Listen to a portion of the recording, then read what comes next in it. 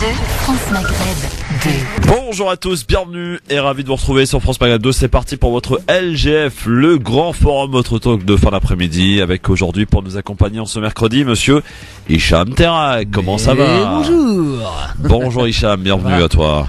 Bien, merci de nous recevoir. Nadir Kaya est aussi de la partie. Salut Nadir. Bonjour. J'essaie de faire la main. Ils sont à l'heure, ils sont en pleine forme, ils sont chauds patates effectivement. Alors de quoi va-t-on parler dans ton avis tranché tout à l'heure, mon cher ami Hicham? Écoute, on va parler de Charity Business. Ouais. Voilà, c'est tout un programme. Je pense que je la ferai en plusieurs fois. Je reviendrai pour faire une deuxième partie, mais je pense que cette première partie va être intéressante. Très bien. Nadir, on va parler de quoi dans ton avis tranché tout à l'heure? Mon avis tranché. Oui, c'est ça, ton avis tranché. Le fait de conscientiser les citoyens des quartiers populaires. Très bien. Coup de cœur de monsieur Nadir Kaya. On parlera d'Adama Traoré parce qu'il a eu quelques bricoles ce matin à son domicile, je crois. Ouais, ils sont venus l'interpeller à 6h du matin très tôt. Je pense que c'est en lien avec son engagement citoyen. Ouais, C'est fort absolument. ça quand même. Et puis coup de cœur, on parlera d'une grève qui s'est un peu mal tournée pour quelqu'un d'ailleurs dont on avait reçu il y a quelques semaines. Exactement, il y a quelques semaines, on avait fait intervenir à l'antenne un certain Gouti Mekidish qui est chauffeur-livreur à Rungis, au marché international de Rungis, et ils ont eu la douloureuse comment dirais-je, épreuve de se faire licencier depuis peu pour faute grave apparemment, mais il va nous expliquer un petit peu pourquoi et ce qui se passe très exactement. C'est parti, voici le sommaire de cette émission de ce mercredi. Nous sommes le 4 avril. Vous êtes bien sur France Maghreb 2, vous avez raison d'y rester. D'ailleurs, c'est le LGF, l'authentique. Méfiez-vous des imitations. Le grand forum avec Christophe Roux sur France Maghreb 2. Au programme de ce grand forum domestique à vendre, ce trafic néo-esclavagiste sur les réseaux sociaux en Arabie Saoudite. Si on y rajoute les déclarations de MPS, les Israéliens en droit à leur propre terre, on touche le fond. Nous ferons le point tout à l'heure. Ce 3 avril, une ONG anti-islamophobie a mis en place un système de notation pour faire du bien aux musulmans britanniques. La campagne Love Muslim Day répond au hashtag haineux Punish à Muslim Day, c'est toujours bon à prendre. Tunisie, un supporter du club africain, une des principales équipes de football de Tunisie, est mort par noyade en marge d'un match de championnat ce week-end. Et si nous parlions de la violence dans les stades? La question LGF du jour, le Conseil français du culte musulman va consulter les fidèles. Alors que le président de la République s'est lancé dans la réforme de l'islam de France, le CFCM réfléchit à sa propre proposition de réorganisation. Saluez-vous cette initiative? C'est la question que l'on vous pose, à laquelle vous répondez sur Facebook France Maghreb 2 ainsi que sur Twitter LGF officiel. LGF, le grand forum, votre émission, votre talk de fin d'après-midi avec Nadir Kaya, avec Hicham Terak qui sont là aujourd'hui. Et on va directement passer à la question du jour, à laquelle d'ailleurs je vous invite à répondre, vous qui nous écoutez dans votre voiture, patiemment, gentiment, dans les embouteillages, avec la pluie. Voilà, tout est réuni évidemment pour rentrer chez soi le plus rapidement possible, j'ai envie de dire. Sur le quai de la gare. Y compris pour ceux qui sont sur le quai de la gare, évidemment. Absolument. Oui, Force Cheminot, oui, c'est ce que tu nous disais. Ouais, absolument. La question du jour est la suivante. Le Conseil français du culte musulman va consulter, mes amis, les fidèles. Alors que le président de la République s'est lancé dans la réforme de l'islam de France, le CFCM réfléchit à sa propre proposition de réorganisation. Est-ce que vous saluez cette initiative qui vient donc de la part du président Ahmed Ograt, qui dit qu'il faut absolument faire quelque chose et que des propositions vont être faites avant le 8 mai prochain, avant le Ramadan en l'occurrence, parce que le Ramadan débutera 10 jours après. Est-ce que vous saluez cette initiative? Bien, pour l'heure, vous êtes nombreux à ne pas saluer cette initiative, à croire que vraiment le divorce est consommé entre les citoyens, les personnes de confession musulmane et cette fameuse instance, cette fameuse déjà, il y a eu le CFCM créé depuis 2003 sous Nicolas Sarkozy, qui était alors ministre de l'Intérieur. Bon, visiblement vous êtes peu à la saluer puisque vous êtes 63% à dire non sur Facebook, à peu près identique d'ailleurs sur Twitter. Vous votez en tout cas France Maghreb 2 ainsi que sur Twitter LGF officiel. Nadir, est-ce que tu salues cette initiative de Ahmed Ograt qui veut sauver le CFCM. Non, après comme je te disais tout à l'heure, le CFCM ne représente pas tous les musulmans. Ça reste, je pense, une association. Donc comme toutes les associations qui veulent se réorganiser, c'est leur problème. Donc moi, à mon niveau, ça ne me touche pas. J'ai pas grand chose à dire. C'est leur soupe à eux qui se organisent ou qui se réorganisent comme ils veulent. Je pense pas que ça va produire quoi que ce soit, parce que notamment sur les sujets d'islamophobie, on les a pas entendus beaucoup. Donc ils sont à l'image de ce qu'ils sont. Je pense que c'est une petite équipe d'individus qui se connaissent très bien et qui agissent dans leur intérêt à eux. Ils font leur sauce, quoi, leur mayonnaise entre eux. Croire, Plutôt leur tchouk-tchouka. Leur tchouk-tchouka. Ah ouais, mais c'est bon la tchouk-tchouka aussi. J'aime beaucoup, moi. Hicham. Écoute, je rejoins Nadir sur ce propos-là, parce que clairement, moi, les institutions comme ça qui ont été mises sur pied par des politiques, déjà à la base, l'idée même d'un islam de France, déjà, ça te gêne. Ça sonne mal à l'oreille, tu vois ce que je veux dire. Il y a des notes qui sont pas bien en fait contre là-dedans. Je sais pas ce que t'en penses toi déjà. L'islam de France en fait. Non, pour moi il y a des musulmans. Il n'y a pas d'islam de France ou de Portugal. Il y a des musulmans en France. Après je vais pas rentrer dans cette sémantique parce que c'est une sémantique qui est calculée, contrairement à ce qu'on peut croire. Donc il n'y a pas d'islam de France. Il y a des musulmans, il y a des citoyens de confession musulmane. Ça s'arrête là. Et des associations dites musulmanes, oui, à la rigueur, mais c'est tout. Bon, alors on va prendre l'avis au 01 40 33 9000 de Kamel, qui a certainement son avis tranché à nous donner là-dessus. Salut Kamel, bienvenue. Salut Christophe, salut à tes invités et bien évidemment je salue tous ceux qui écoutent la radio. Alors bien évidemment mon cher Christophe, tu sais que c'est un sujet qui me tient à cœur, ce sujet, puisque la manipulation est flagrante, est constante, etc. Et moi je rappelle simplement à tous ceux qui nous écoutent, faut se souvenir, parce que moi j'ai outré de ces prises de position à la fois du CFCM mais également de l'UOIF sur la volonté d'aller voter Monsieur Macron. Alors je vais vous dire très simplement, je me prie pas dans une obédience de droite ou de gauche, tout ça ce sont des histoires et je préside un collectif qui s'appelle les Sans Étiquettes depuis 2011. Alors c'est bien pour vous dire qu'on sait de quoi nous parlons. Ceci étant, je crois que là encore c'est une manière de manipuler. Ces gens-là ont appelé à voter Monsieur Macron. Je crois qu'il est important que chaque représentant, que ce soit les imams ou les autres, tous ceux qui se disent musulmans et qui veulent effectivement essayer d'exister, je crois que c'est même une insulte, et je le dis les choses comme elles se doivent, c'est une insulte à l'égard de chaque musulman. Bouge pas Kamel, je vais prendre l'avis de Nadir, tiens là-dessus. Est-ce que voilà, tu es un peu plus mesuré ou tu restes dans le même axe que notre ami Kamel sur le fait effectivement que ces instances ont appelé à l'époque à voter Macron, l'année dernière d'ailleurs. Ouais, c'est pour ça que je t'ai dit que c'est une association. Non, pas l'année dernière, c'était quand les élections? J'ai un petit doute. Non, oui, il y a 10 mois. Oui, il y a 2017. Voilà, j'ai eu un petit trou là. Je pense que ça reste une association au service de certaines personnes. De qui exactement, je peux pas le dire. Mais comme je te disais, ils sont représentés. Tu peux pas le dire ou tu le sais pas? Ah non, je ne sais pas. Non, je ne sais pas moi le contenu réel. Je sais que simplement en termes d'image, c'est pas grand-chose. C'est une association comme une autre, religieuse. Après, je sais pas si elle se dit représentative de tous les musulmans. Je pense que ce serait prétentieux. Ça me ferait penser un petit peu au CRIF.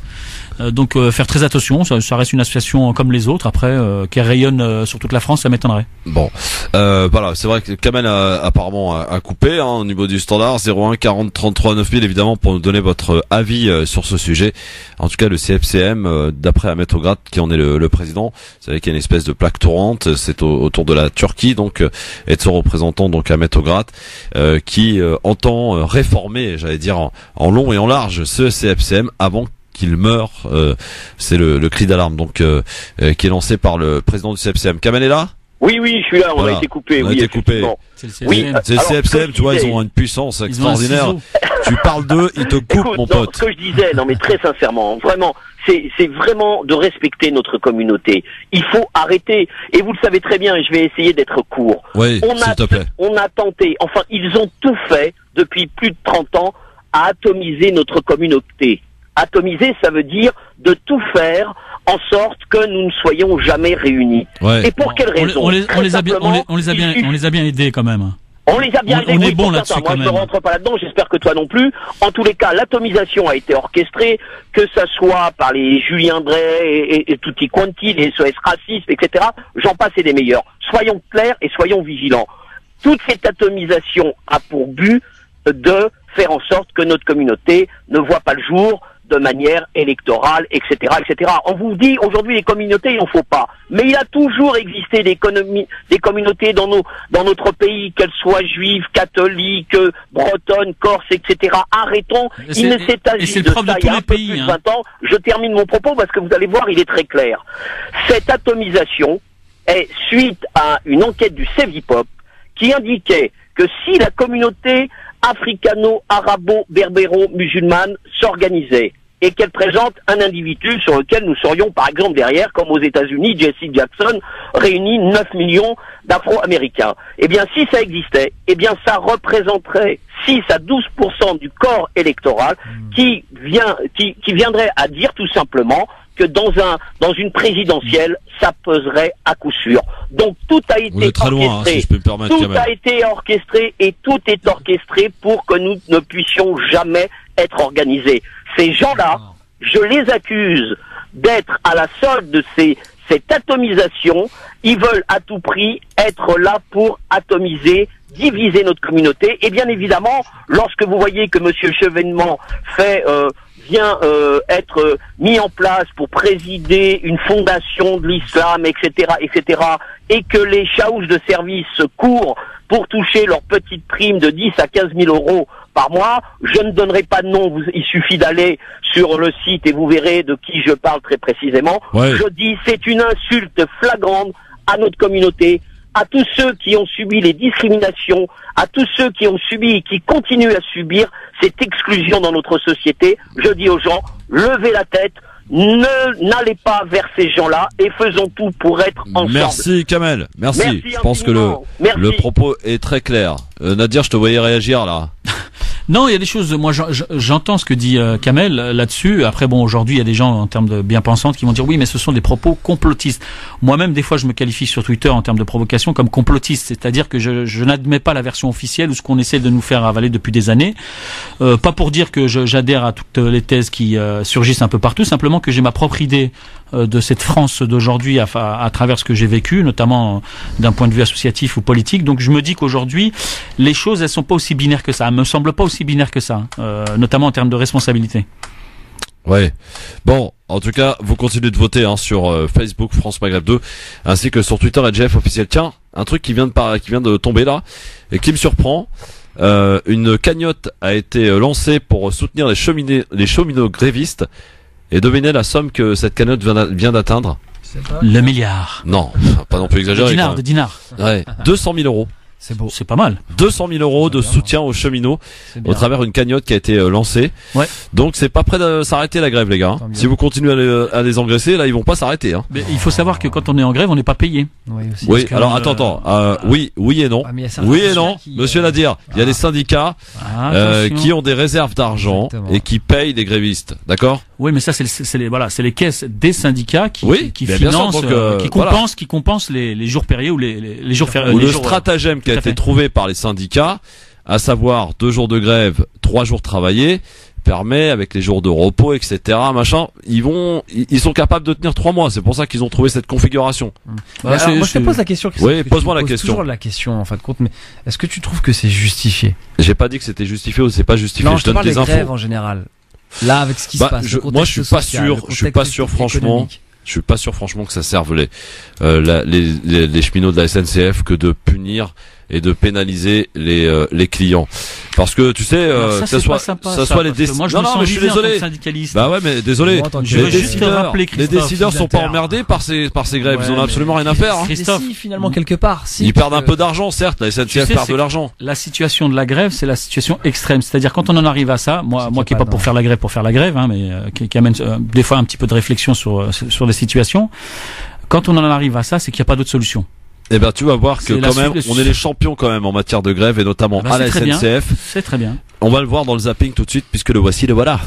Le grand forum, le zapping sur France Maghreb 2. France Maghreb 2. Mais avant ça, on va filer du côté de Carrefour, messieurs, dames, du côté d'Evry. En Essonne,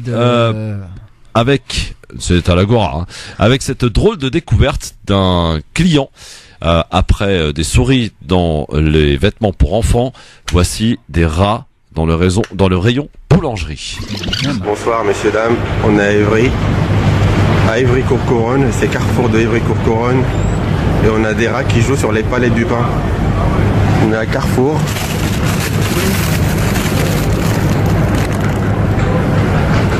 On est à Évry-Courcouronnes, Carrefour de l'Agora. Ils sont encore là, ils sont en train de jouer.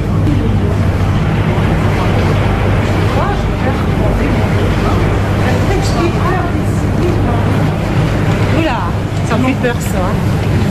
Bah nos pains là. C'est là où ils préparent nos pains tous les jours. Elles sont où? Bah ils sont juste là, elle est juste là, en train de jouer. Ah, vous voyez, je vois pas clair d'ici. Je vais mettre mes lunettes là. Oh, il y a. Ah, bon, c'est lourd.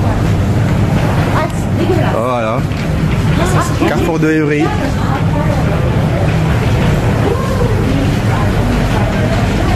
Pour les gens qui se connaissent, qui reconnaissent le coin, on est à Carrefour de Évry. C'est dramatique les gars, hein, non? Je sais pas moi. Des rats dans le rayon boulangerie à Carrefour. Dans le pain, ça doit être plus croustillant. Oh, c'est dégueulasse. Non mais on avait retrouvé d'ailleurs dans ce même Carrefour il y a pas si longtemps des souris dans le rayon vêtements pour enfants quoi, textiles pour enfants. C'est des souris qui se baladaient dans les gigoteuses, tu vois. Ouais, il y a plein d'exemples comme ça sur les réseaux où tu vois des rats. Mais normalement des le chef du rayon doit être viré direct, non? Bah ça dépend. Après, il est peut-être pas responsable de tout quand même. Autrement, on peut remonter jusqu'au directeur à ce niveau-là. Ouais, bah, quand même, c'est gravissime, non? Ça a pas l'air de vous choquer, les gars. Je sais pas, non, mais vous ça êtes dépend. habitués à ça. C'est choquant, bien sûr que c'est choquant. Maintenant, c'est même inquiétant d'ailleurs. ouais, Tiens, qu'il y en ait autant, oui. On va revenir à ce qu'on évoquait tout à l'heure en termes de CH, le CHSCT. Donc là, un salarié qui fait ses découvertes, il alerte la direction. Si la direction n'agit pas à ce niveau-là, il prévient le CH à ce niveau-là, qui lui est censé faire les démarches nécessaires. Ouais. Bon, en tout cas, ça se passe à Carrefour à Évry, donc faites gaffe. Hein. Bon. Invité de TPMP, Boudère revient sur son accrochage qui s'est produit samedi dernier chez Ardisson dans Salut les Terriens avec Yvan Attal, qui l'a un peu pris à partie pour le coup. Quand Thierry Ardisson a dit que la jeunesse musulmane grandissait dans un antisémitisme familial. Et là, j'ai pris la parole et j'ai dit non, c'est pas vrai. Nous, les musulmans, on aime tout le monde. Moi, j'ai des potes juifs, des potes chrétiens, des potes athées, des potes hindous. Et là, tout de suite, Yvan, j'ai pas compris, il s'est retourné vers moi en pointant du doigt, en étant assez violent dans sa manière d'être, dans sa posture. Et j'ai pas eu le temps de répondre. Tout de suite, ils sont passés à autre chose. En plus, c'est un pote à vous, Yvan Attal, vous entendez bien avec lui. Bah, je m'entends bien avec tout le monde, moi. Ouais, ça, c'est vrai. Mais Yvan Attal aussi s'entend bien avec tout le monde. Oui, bien sûr. Mais de ce qu'il dit, j'ai pas compris sa réaction en me disant oui. Mais alors, vous les musulmans, ils descendent dans la rue pour manifester. Et ça, je lui dis, mais quel slogan tu veux qu'on ait? On n'a rien à voir, on n'a rien fait. Donc c'est ça que j'ai pas compris. Et on m'a pas laissé m'exprimer. Après, je pense que Yvan Attal et vous avez, je pense, la même idée au bout du bout. C'est qu'on a envie, on a envie de vivre ensemble et qu'il n'y a pas de souci entre les musulmans et les juifs. Et pour vivre ensemble, ah mais non, mais il n'y a pas de problème. Ça, oui. Nous, on est français à la base. Exactement. Après, on a nos religions, chacun. Il y en a qui croient en des vaches, il y en a qui croient en rien, il y en a qui. Mais nous, ça, on rentre pas là-dedans parce que. Voilà, c'est pas ça le truc. Au contraire, on respecte tout le monde. Le truc qui n'a pas été mis en avant et que j'ai dit, c'est pour nous, musulmans, ces gens qui font ça, ils sont pas musulmans. Ah oui, vous n'avez pas été coupé au montage. Donc. Non, on m'a pas donné la parole, c'est pas. Ah d'accord. Voilà, Boudère qui remet un peu les choses dans leur contexte suite à ce qui s'est passé chez Ardisson dans Salut les Terriens, où c'est vrai, on l'a écouté d'ailleurs hier dans le zapping, Yvan Attal a pris à partie et clairement il demande aux musulmans de descendre dans la rue pour dire attention, c'est pas nous, pour se désolidariser de ce que lui appelle ces terroristes qui se revendiquent musulmans. Nadir, toujours la même chose quoi. Bah, qui se désolidarise d'Israël et de sa politique. Après, on en rediscute, quoi. C'est toujours pareil. C'est compliqué parce que bon, on est toujours les responsables de tout, comme les dindons de la farce. J'évoquais à une époque, on était les bougnoules, les ratons, les arabes. Bon, maintenant, c'est cette tendance de taper sur les musulmans. Tout le monde est musulman, quoi. Dès que t'as un faciès qui fait penser à ça. Donc, et puis c'est toujours les mêmes qui prennent la parole, notamment ces gens qui ont accès aux médias aisément. Donc maintenant, ils vont demander, comme certains l'ont demandé, tiens, on n'a pas vu de noir, on n'a pas vu d'arabe en manifestation, est-ce que vous êtes comme nous, est-ce que vous êtes sensible à ce qui se passe? Les sous-chiens, quelle crotte. Non mais le pire c'est qu'ils te disent, on vous entend pas, on vous voit pas, mais on nous donne pas les micros et voilà, et on nous donne pas les caméras. Donc à partir de là, ou alors ils choisissent Ouais, les personnes qui peuvent nous ressembler physiquement, mais qui vont pas tenir les mêmes propos. Sur Énergie 12, dès qu'il y a des reportages sur, tu sais, des vols, trafic de drogue sur la alors la nuit, c'est fabuleux. Sur, tu vois, la Riviera, tu vois, les trucs comme ça. Ça, c'est bon. Là, on est représenté, là. Là, il n'y a pas de problème, pour parler des reportages dans les prisons, les reportages dans les faits divers, le café de Sevran. Voilà. Bon, voilà. Donc, tiens, un petit tour justement, puisque vous parlez de manifestation, un petit tour parler de manif. Ça s'est passé hier. C'est la manif des cheminots, et il a été accueilli d'ailleurs avec des sifflets. Jean-Luc Mélenchon et bien au micro de C'est à vous sur France 5, il s'en est pris aux médias. Au milieu de ces cheminots, vous allez voir, nos reporters Tancred Bonora et Stéphane Chatour sont tombés sur Jean-Luc Mélenchon. Jean-Luc Mélenchon qui, hélas, j'allais dire encore une fois, n'a pas aimé nos questions. Est-ce qu'il n'y a pas un risque que les cheminots perdent la bataille de l'opinion publique avec ces grandes grèves? Et bien sûr, parce que les médias font une campagne de harcèlement contre les grévistes. À chaque fois, c'est ça l'enjeu. Mais au fond, ça se résume à dire est-ce que le pays est prêt à défendre ses services publics ou pas? Alors c'est l'enjeu de la lutte. C'est vous, les médias, qui faites un travail de merde. Vous salissez les grévistes. Mais pourquoi toujours accuser les médias? Parce que c'est vous, regardez monsieur, vous me posez une question. Vous me demandez pas, est-ce que le train va mieux marcher une fois qu'il sera privé? Est-ce que le statut doit être modifié? Vous venez, vous me parlez des gens désemparés sur les quais. Bien sûr que les gens sont désemparés sur les quais. Si vous allez sur le quai, c'est pour prendre le train, il n'y a pas de train, vous n'êtes pas content. Jean-Luc Mélenchon agacé qui nous reproche de salir les cheminots qu'on vient d'entendre juste avant lui. Et il faut rappeler qu'hier soir devant BFM TV, des cheminots sont venus dénoncer le traitement médiatique justement réservé à ces grévistes. Jean-Luc Mélenchon, Nadir, des médias. Il est toujours dans le même rôle. C'est un bon orateur, c'est quelqu'un qui est dans la provoque. Là, il s'en prend aux médias, donc il sait ce qu'il fait. Après, à savoir est-ce que c'est intéressant ou productif, je pense pas. C'est toujours la même chose. À notre niveau, nous simples citoyens, quand on regarde ça de l'extérieur, je pense que ça nous fait plus rire. C'est agaçant, quoi. Ouais, c'est agaçant, Hicham. Franchement, je sais pas quoi te dire. Après, pour moi, voilà, c'est de la récupération politique, purement et simplement. Il faut bien être quelque part quand il se passe des manifestations, des événements comme cela, et ça permet de rester dans l'actualité. Alors que, malheureusement, concrètement, si la politique pouvait réellement changer certaines choses, on l'aurait su depuis longtemps. Et puis là, en l'occurrence, pot de fer contre pot de terre, un peu. Bon, ça va peut-être pas te faire plaisir, mon cher ami Nadir, mais les faits sont là, les chiffres sont là. France 2 révèle le nombre de jours de grève à la SNCF par rapport aux autres secteurs, et c'est plutôt accablant. Écoutez. L'Institut syndical européen, elle arrive en deuxième position derrière Chypre, 359 jours de grève pour 1000 salariés. C'est une moyenne annuelle depuis 2010. Nettement derrière la France, 125 jours, la Belgique, 100 jours. Alors la France bien au-dessus de la moyenne européenne, 40 jours, et de l'Allemagne, 18 jours. Des voisins européens qui ont plus la culture du dialogue et de la négociation. Et nous faisons moins la grève qu'avant ? Oui, alors regardez, en France, le nombre de jours de grève pour 1000 salariés est passé de 187 en 2005 à 74 en 2015. C'est une moyenne, alors avec de grandes disparités. Dans le secteur privé, le secteur marchand, c'est seulement 69 jours. Chez les fonctionnaires, 151 jours. Et à la SNCF, on atteint 647 jours. Depuis 1947, l'entreprise n'a pas connu une seule année sans grève. Voilà, c'est le décompte, Nadir. C'est les chiffres qui parlent. Effectivement, ça fait beaucoup grève quand même à la SNCF. C'est un peu normal. Je crois qu'il faut regarder aussi l'historique. Je crois que la SNCF, c'est une dette de 50 milliards. Donc c'est quand même quelque chose. Et puis je crois qu'en termes d'investissement, ça fait 10 ou 20 ans qu'il n'y a pas eu réellement d'investissement. Donc quelque part, s'il y a autant de grèves, ça démontre que les syndicalistes étaient dans leur rôle, c'est-à-dire dénoncer une situation de précarité et notamment de conditions de travail. Donc à partir de là, si les gens ne le comprennent pas, c'est un peu normal parce qu'ils étudient pas la chose. Et ce qui est encore plus navrant là-dedans, c'est que les médias s'amusent à donner des chiffres comme ça, toujours dans la même optique, c'est-à-dire un peu dérouter l'opinion publique sur des choses qui ne sont pas censées connaître réellement. Bon, Hicham, avant de passer à ton avis tranché dans un instant, un petit tour par le Bataclan parce que y a un gros truc qui se prépare le 26 avril. Exactement, le 26 avril, donc j'ai le plaisir d'organiser avec l'association et pour l'association surtout World for Chad un spectacle caritatif qui va se dérouler donc le 26 avril prochain. Donc sur scène on va retrouver beaucoup d'artistes, donc c'est un show qui va durer 2 heures à peu près. Samir Osman, Walidia, pour ne citer que Wallace. Voilà, exactement. Et voilà, c'est exactement, c'est peut-être une des plus grosses pointures africaines à l'heure actuelle de l'humour. Donc du coup là, la promo va commencer très bientôt. Je tiens à saluer Guy Boipa, qui est le président de cette association, que j'ai rencontré il y a 3 ans à peu près, justement dans un Bataclan qu'il organisait. Et coup de cœur pour cette association et ce qu'elle faisait. Je crois que t'es parti au Tchad d'ailleurs. Je suis parti au Tchad, j'ai pris une très belle claque. J'en ai pris plein des claques dans ma vie et celle-ci a été l'une des plus belles dans le sens où elle m'a permis de mettre mon énergie pour une belle cause. En fait, donc c'est phrase pour résumer, l'eau c'est la vie.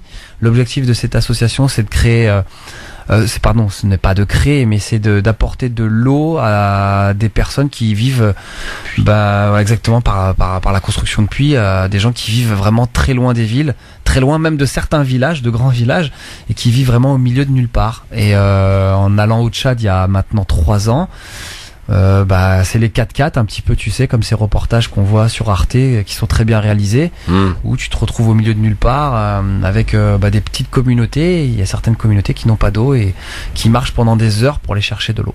Donc, pour réserver, on peut d'ores et déjà réserver. Alors il y a Facebook. Alors pour l'instant oui, on peut. Il me semble la billetterie va bientôt s'ouvrir. La billetterie peut-être, les billets peuvent être pris directement au Bataclan. Mais il faut aller sur la page Facebook World for Tchad, World comme le monde pour le Tchad, tout simplement. C'est ça, World for Tchad. Et je tiens donc à remercier Guy Boipa ainsi que toutes les personnes qui nous aident, et en particulier la baronne Bouchra qui m'a aidé à composer un plateau mais vraiment hors norme. Et ainsi que toutes les forces qui ont vraiment pu nous aider, et aussi à de nombreux artistes qui nous ont rien demandé vraiment. Mais je dis ça pas pour rien, vous allez comprendre tout à l'heure dans mon avis tranché, qui nous ont absolument rien demandé et qui ont joué le jeu et qui savent très bien que monter sur scène, ça peut permettre de gagner de l'argent, faire gagner de l'argent pour de nobles causes. Voilà.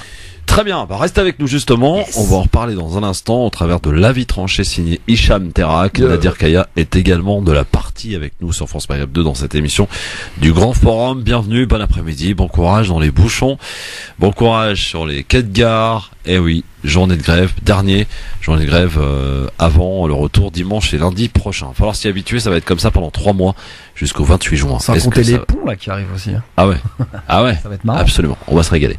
Merci d'être avec nous, de rester avec nous sur France Maghreb 2.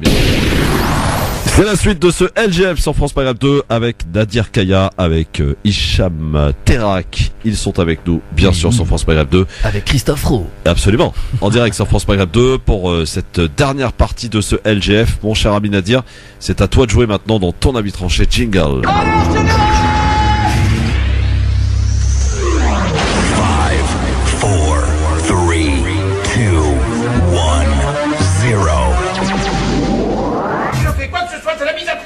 Alors piétinez-moi, allez-y. On va parler une nouvelle fois peut-être d'engagement, de citoyens, mon cher Nadir. Ouais, tout à fait. Comme je te disais, suite à l'interpellation de Adama Traoré ce matin du côté d'Aulnay, j'ai ressorti du placard des petits trucs que j'avais écrits à l'époque quand j'essayais d'inciter les citoyens des quartiers à se bouger. Donc j'avais intitulé ça « Aux banlieues, aux quartiers populaires de France et de Navarre, nos quartiers, nos cités nous appartiennent car on y vit ». Point d'exclamation. Donc c'est un appel toujours à la conscientisation des uns et des autres et sur l'importance d'être engagé au quotidien et non pas le temps d'une élection. Donc j'ai dit, à l'époque j'écrivais déjà, c'est à nous de décider de notre avenir et de la façon dont nous souhaitons vivre. Même si certains de nos quartiers se refont le portrait, peu de choses changent vraiment. Nous vivons parfois l'insécurité, les nuisances des trafics et des incivilités. Nous subissons toutes les discriminations possibles et inimaginables de la part de certains politiques et de certains médias. On nous colle des clichés, des préjugés et constamment des amalgames. Tous les maux de la France sont concentrés entre nos murs. Manque de moyens dans nos écoles, nos lycées, fort taux de chômage, logements insalubres, pauvreté, personnes isolées, familles éclatées, délinquance, record d'abstention lors des élections. Paradoxalement, il existe toutes sortes d'associations, de citoyens engagés, de structures en soutien scolaire, de talents, de réussite et sans oublier une histoire. Nous sommes peu entendus car pas du tout organisés en une force réelle. Beaucoup d'entre nous votent ou pas. Ils préfèrent renoncer accepter le diktat de certains ou encore collaborer en espérant être enfin acceptés et donc assimilés? Combien de générations vont-elles être sacrifiées? Combien d'injustices devrons-nous encore subir et encaisser pour comprendre que la solution à tout ça viendra de nous? Nous, N-O-U-S. Beaucoup ont cru à une époque à la possibilité d'un vrai changement en intégrant les partis politiques, en cassant les dynamiques discriminantes ou encore en dévoilant les impostures et les discours hypocrites. Aujourd'hui, on fait le constat d'une faillite des politiques, de gauche comme de droite, vis-à-vis de nos quartiers, de nos personnes. Alors certains ont décidé de créer un rapport de force politique face aux incapacités de nos dirigeants et souvent au manque de volonté de résoudre les problèmes, en créant des listes citoyennes, des collectifs de citoyens issus pour la plupart de la société civile. Donc déjà à l'époque, on n'avait pas attendu Macron. Localement, tout est possible et cela s'est démontré lors des dernières élections municipales où des collectifs citoyens ont renversé ou aidé à la chute de mairies, et tout particulièrement en Seine-Saint-Denis, même si aujourd'hui le constat il est parfois amer ou pas tout à fait à l'image de ce qu'on pouvait croire. Car le terrain et les problématiques, nous les connaissons, car c'est nous qui les vivons au quotidien et depuis toujours. Nous pouvons être maîtres de nos destins à condition d'y croire et de s'investir en fédérant nos forces, nos expériences. Nous sommes la France, nous sommes l'avenir et nous devons de rester dignes et fiers de ce que nous sommes. Voilà le texte que j'avais écrit déjà il y a quelques années. Pas mal. Qu'est-ce que t'en penses, Hicham? Terrible. Mais c'est clairement et c'est tellement ça en fin de compte. Cette absence sur certains chantiers qui font qu'on est tous une grande communauté française et aussi toutes les solutions qu'on a pu trouver localement. Alors oui, bien sûr, ça passe par des associations, ça passe par des actions au sein des quartiers, des cités, et que finalement il y a de la vie. Et c'est vrai que l'objectif c'est de construire une histoire commune, mais qu'avec des bons souvenirs en fait. Et en fin de compte, pour moi, c'est t'es vraiment dedans. Et en plus, il y a quelques années, je crois que t'es un bon en fait, Nadia. Je crois que t'es un bon. C'est pas le fait d'être bon, c'est un constat. C'est des choses qu'on a vécues. Et quand on voit aujourd'hui le constat 30 ou 40 ans après, on se dit il y a des choses qui se sont pas réalisées malgré tout ce qu'il y a de positif dans les quartiers, tout ce qu'on ne met pas en avant parce que ça dérange beaucoup. Hein. Mais aussi, on a notre part de responsabilité. C'est pour ça que je cesserai pas de m'en prendre certes à certains politiques, mais surtout et principalement à nous-mêmes. Nadir, il faut le savoir, hein, sur Twitter, il interpelle tout le monde. Lorsqu'il fait un tweet, on a le droit à toutes les interpellations, de Macron à CNews par rapport à Trump, même Trump, hein, je l'ai mêlé aux affaires françaises. Ouais, il s'est dit faudrait que tu mettes des Beyoncé comme ça si tu veux buzzer un peu. Ah ouais. Ah, on sait jamais, tu peux être est-ce qu'il y a une personnalité un jour qui t'a retweeté? Ah ouais. Ouais. Là dernièrement c'est Ondelat parce que je l'ai harcelé sur un truc. Il m'a dit écoutez, je vous inviterai jamais, moi je fais pas de l'actu, mais voilà, je vous suis. C'est beau. Mais bon, c'est quand même lui qui m'a fait rentrer la première fois à la télé sur BFM. À l'époque, on l'avait interpellé avec des responsables associatifs. Il était venu du côté d'Asnières, dans les quartiers nord, et il nous avait promis d'ouvrir un peu la porte, sachant qu'il y avait vraiment du racisme et de la discrimination. Ouais. Bon, on va parler d'autre chose maintenant. On va partir en Angleterre, messieurs. Vous avez peut-être entendu parler donc de ce Punish Muslim Day. C'était en effet le mois dernier que des extrémistes britanniques ont lancé cette campagne. Comprenez punir un musulman. Des brochures circulaient alors dans plusieurs villes d'Angleterre pour proférant des menaces à l'encontre des musulmans. J'exhorte notre communauté à être vigilante mais pas effrayée, c'est ce qu'avait indiqué la police. En réponse aux extrémistes, des activistes ont lancé sur les réseaux sociaux le hashtag Love a Muslim Day, l'objectif aimer un musulman, en ce mardi 3 avril, jour lors duquel étaient prévues donc les violences anti-musulmanes. L'initiative est née d'une ONG anti-islamophobie. L'association compte apporter une réponse idéale à la haine et l'intolérance avec ce hashtag parce que les initiateurs de la campagne Punish Muslim Day voulaient mettre la race blanche en avant. L'ONG a décidé de publier une citation de Martin Luther King: l'obscurité ne peut pas chasser l'obscurité, seule la lumière peut faire cela, la haine ne peut pas chasser la haine, seul l'amour peut faire cela. L'opération peut paraître niaise, mais les initiateurs de la campagne ont mis en place un système de notation pour les personnes qui aujourd'hui souriront à un musulman, inviteront un musulman à boire un café, ou feront peut-être dans quelques semaines le ramadan, et de les sensibiliser à certaines causes comme la guerre au Yémen ou encore les Rohingyas ou la guerre en Syrie. Est-ce que c'est bien, messieurs, voilà, pour cette réponse à ce hashtag de la haine que l'on a pu voir fleurir sur les réseaux sociaux, en particulier sur Twitter? Alors moi je pense que à la bêtise il faut répondre par la solidarité, par l'amour, même s'il y a des messages qu'ils ne peuvent pas comprendre. Parce que quand la bêtise est alimentée par une intelligence très limitée, je pense qu'il faut plus cibler le cœur. Parce que le cœur, lui, a une intelligence qui est particulière et qui va de cœur à cœur. Donc des fois, avec certains mots, on peut réussir à toucher la bêtise humaine en lui parlant de choses vraies et non pas en cherchant intellectuellement ou idéologiquement à imposer ou à aller dans la contradiction ou le conflit direct. Par rapport à ce qui se passe là, moi ce que je veux dire de façon générale, c'est que je lis souvent des petits passages où on évoque la mort. Et quand on évoque la mort, c'est surtout pour se rappeler la réalité de ce monde, qui est un monde éphémère et qui permet aussi quelque part de s'élever. Alors quand tu as des attitudes comme ça me désole parce que je me dis en fin de compte, il y a trop de gens qui perdent leur temps à se détester, alors qu'en fin de compte, on va arriver pratiquement tous sans exception à la même chose. Et donc je pense qu'il y a urgence à aller dans l'essentiel de cette vie. Mais bon, par rapport à des gens comme ça, on peut juste constater le niveau dans lequel ils sont. Oui, c'est triste, Hicham, hein, de voir. C'est très triste en fait parce qu'on est, on le dira jamais assez. Et je crois qu'on se le fait depuis des années. On se dit toujours purée, on est en 2018, ça c'est censé être impossible. Et je vais être un petit peu dans mon univers, mais tu sais en ce moment j'ai beaucoup comment dirais-je d'intérêt pour les séries un peu futuristiques. Ouais. Et il y a un truc qui est tout bête, mais je vais vous citer Star Trek en fait. Ah oui.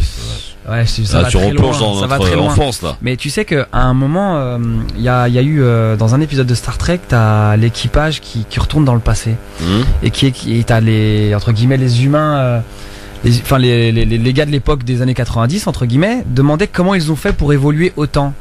Et à un moment, t'as le capitaine de l'Enterprise qui dit que tous les humains de la Terre ont compris qu'ils avaient un intérêt à avancer tous en même temps. Tu vois, donc on a mis de côté les querelles pour l'argent, les querelles, les conflits culturels et aussi tu sais tout ce qui fait la différence. Et aujourd'hui pour moi ça c'est juste impossible. À l'heure actuelle des choses, je pense qu'on ne pourra jamais avancer. On est bloqué dans un trou et dans ce trou-là on y retrouve tous nos problèmes, qu'ils soient culturels, économie, identité et à chaque fois c'est toujours la même salade, c'est toujours les mêmes trucs. Aujourd'hui encore je retombe dedans, mais comment en 2018 on peut sortir des conneries pareilles, franchement faut dire ça. Je rappelle le principe du Punish Muslim Day, c'était l'invitation à l'acte. Il y avait des points. Alors par exemple celui qui a arraché le voile d'une femme musulmane avait tant de points, celui qui arrivait à jeter de l'acide sur un musulman avait tant de points. T'imagines un petit peu le truc, c'est que t'as des gens en plus de ça il va y avoir de l'écho, c'est ça le pire. Et moi ce qui me choque, heureusement ça s'est plutôt bien passé a priori. Ouais, à contrario c'est qu'un jour on va avoir un label Muslim friendly, tu sais, genre du style j'aime mon musulman, tu vois, genre regardez, tu vois, et on pourrait partir très très loin comme ça. Donc j'arrive pas à comprendre déjà comment on puisse laisser des gens s'exprimer ainsi. Alors on va parler de démocratie, de liberté d'expression, je suis désolé, mais à partir du moment où on est dans un extrême, une extrême bêtise, avant même d'être tu vois, il faut faire attention à tout ça et peut-être filtrer ou trouver, je sais pas, des solutions, essayer de dialoguer, mais j'ai l'impression qu'on dialogue mais finalement personne ne s'écoute. Alors justement, la transition est toute trouvée puisque de bêtises nous allons une nouvelle fois en parler et parler de sport. Je propose maintenant de parler donc de violence dans les stades et de nous rendre pour illustrer un peu notre propos en Tunisie, ne s'agissant absolument pas de focaliser en tout cas sur la Tunisie, ni encore sur le Maroc qui ont certes des problèmes avec les ultras ou de l'Algérie, mais parler en tout cas de manière globale de la violence dans les stades à travers le monde. Quelques images que l'on peut voir régulièrement sur les stades de foot. Tunis, par exemple un joueur qui bouscule un arbitre, des bouteilles d'eau jetées par les supporters sur le terrain, sans compter les voitures caillassées ou encore les 100 000 dinars, 33 000 euros de dégâts régulièrement perdus par les stades de Rades dans le sud de Tunis. La saison des derbys des classicos s'est achevée en décembre sur un très lourd bilan. Résultat, les trois grands clubs, l'Espérance de Tunis ainsi que le club africain et l'Étoile sportive de Sahel, ont écopé quand même de matchs à huis clos, de nombreuses sanctions par la fédération tunisienne. Le milieu a été secoué par la démission encore non officielle de Riyad Sharfeddine, le président de l'Étoile, et le limogeage de l'entraîneur de l'Espérance, unique lieu de liberté d'expression sous la dictature de Ben Ali. Les stades sont encore aujourd'hui un défouloir pour la jeunesse en manque de perspective. Bourguiba avait d'ailleurs dissous l'Étoile du Sahel en 1961, l'Espérance sportive en 1971, deux des clubs des plus prestigieux à chaque fois pour des violences. Se souvient Mourad Eguiri, qui est un journaliste donc sportif de Canal+ dans les années 90. Tout ça pour dire quoi? Un nouveau drame qui s'est produit ce week-end, le week-end dernier, où en Tunisie, on a appris qu'un supporter du club africain, une des principales équipes de football de Tunisie, est mort par noyade en marge d'un match de championnat ce week-end. C'est grave quand même de voir autant de violence, autant d'actions violentes autour d'un sport qui est censé réunir et autour duquel on est censé normalement faire la fête. On est des supporters, par exemple, on peut voir, les Paris-Marseille sont certes un peu calmés, mais on a assisté quand même à des drames. Comment expliquer une telle violence qui encore une fois n'est pas l'exemple de la Tunisie, ni de l'Algérie, ni du Maroc, c'est l'exemple de tout le monde, et tout le monde est concerné. Il y a des pays qui ont réussi à, régler un petit peu ce problème, c'est l'Angleterre par exemple, l'Italie, il y a encore pas mal de violence. Voilà, donc comment expliquer justement cette violence qui est une gangrène dans le milieu du foot en particulier? Hicham, peut-être toi en tant que sportif. Écoute, après moi j'étais pas du tout dans les sports collectifs, mais loin du foot en plus de ça. Mais écoute, c'est des communautés qui se rassemblent, des fans. On peut appeler ça après par moment en fonction de la ferveur qu'ils peuvent avoir pour une équipe. On appelle ça des ultras. Et écoute, je pense que ça, comment dirais-je, c'est un exutoire le sport déjà, ce qu'il faut savoir. Et t'as des gens, voilà, la vie de tous les jours fait qu'elle ne leur fait pas de cadeaux et peut-être que se retrouver dans un stade, c'est le défouloir. Alors le défouloir justement à l'extrême, encore une fois. Et du coup, je me souviens, c'était la Coupe du Monde, Coupe d'Europe qui s'est passée en France il y a combien de temps déjà? 2016, c'est ça?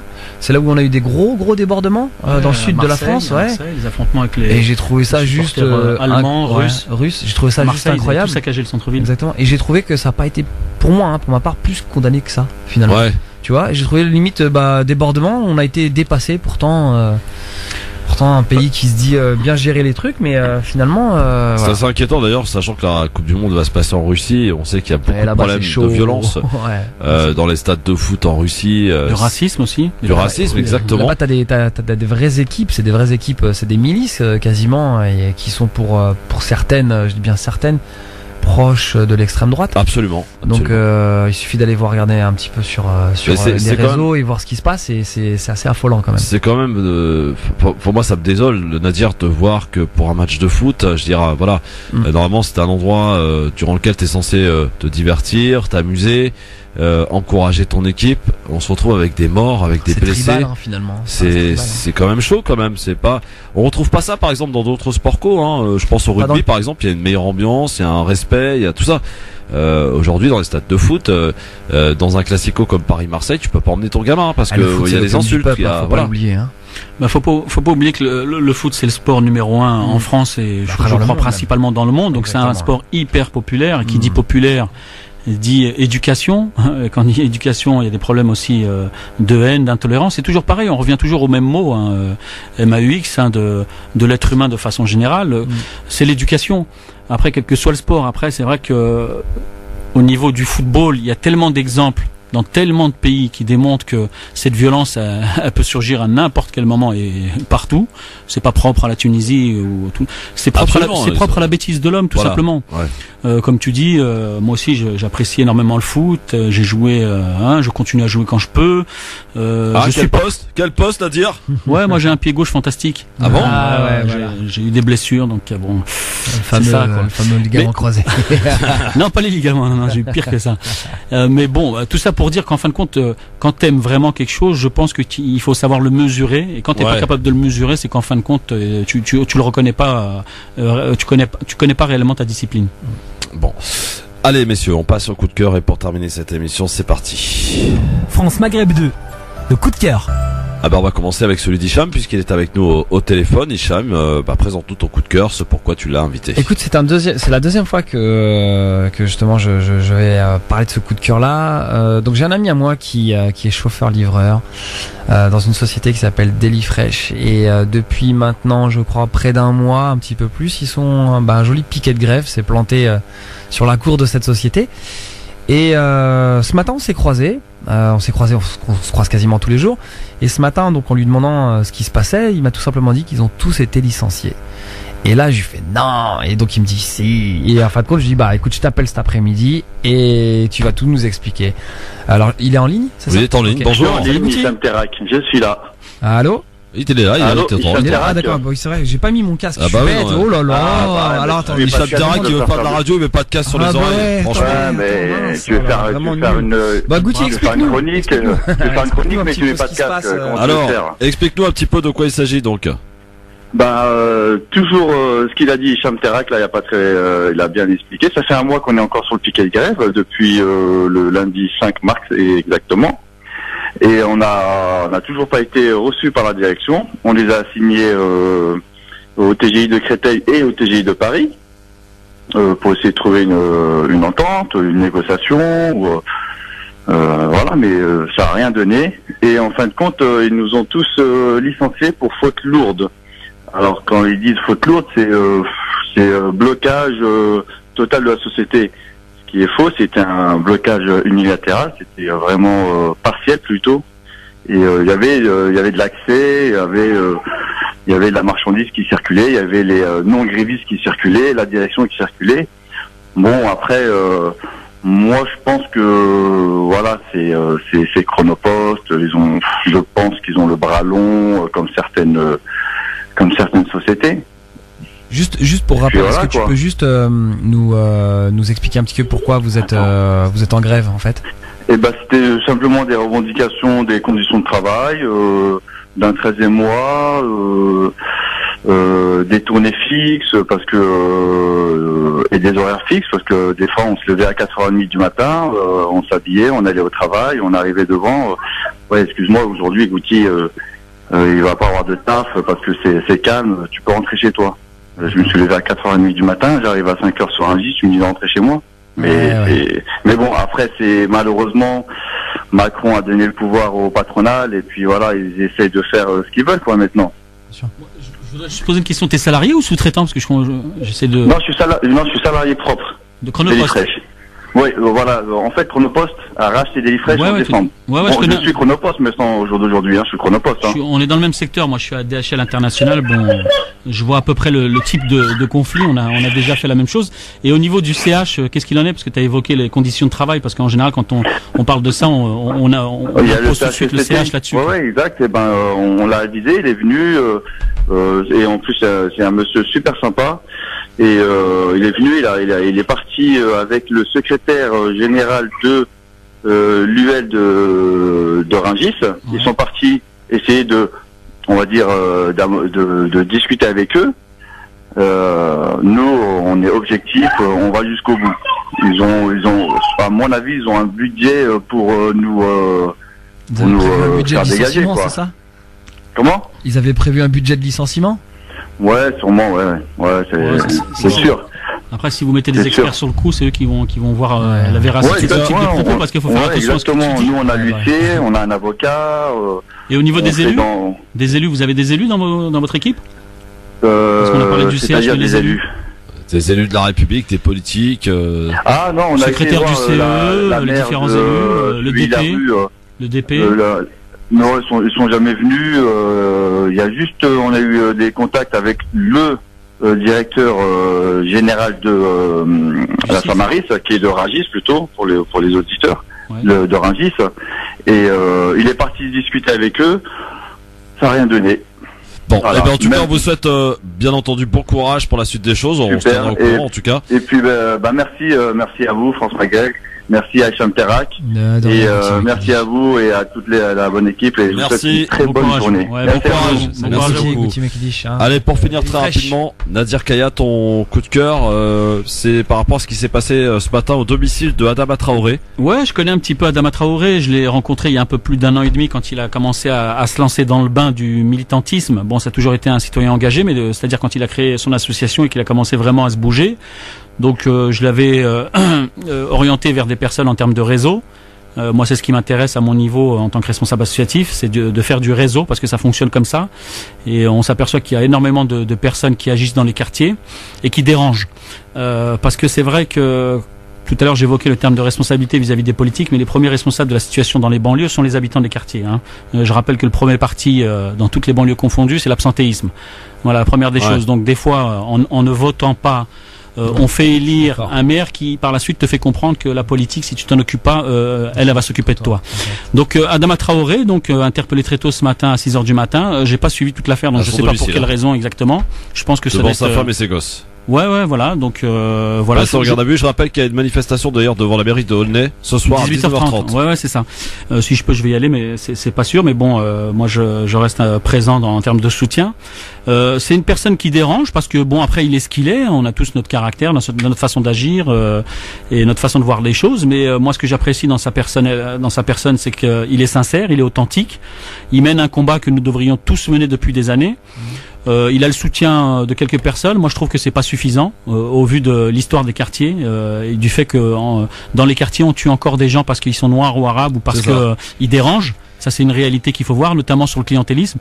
Moi, je veux bien parler de radicalisation et de ce qui fonctionne pas et de ce que les médias mettent en avant, mais j'aimerais qu'on parle aussi d'une réalité de terrain, notamment du clientélisme de certains politiciens qui sont, pour ma part, pour certains des vrais délinquants.